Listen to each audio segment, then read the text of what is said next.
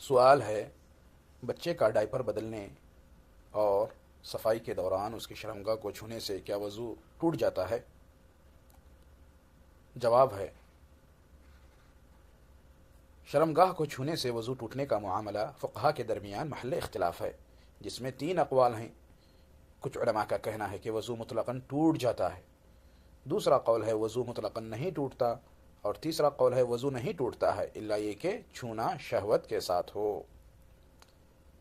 اسی اصول پر یہ مسئلہ بھی مبنی ہے کہ کیا ماں کا بچے کی شرمگاہ کو چھونا وضو توڑتا ہے یا نہیں۔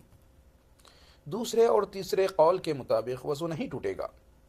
اور اس قول کو شیخ ابن عثیمین اور شیخ سعد الخطلان وغیرہ نے اختیار کیا ہے، اور پہلے قول کے مطابق وضو ٹوٹ جائے گا، اور اس قول کو شیخ بن باز رحمۃ اللہ علیہ اور شیخ سلیمان الرحیلی نے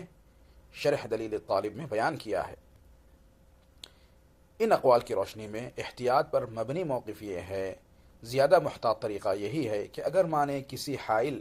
یعنی کپڑے یا دستانے وغیرہ کے بغیر براہ راست بچے کی پرائیویٹ پارٹ کو چھوا ہو، شرمگاہ کو چھوا ہو، تو وہ دوبارہ وضو کر لے، یہ بہتر بات ہے۔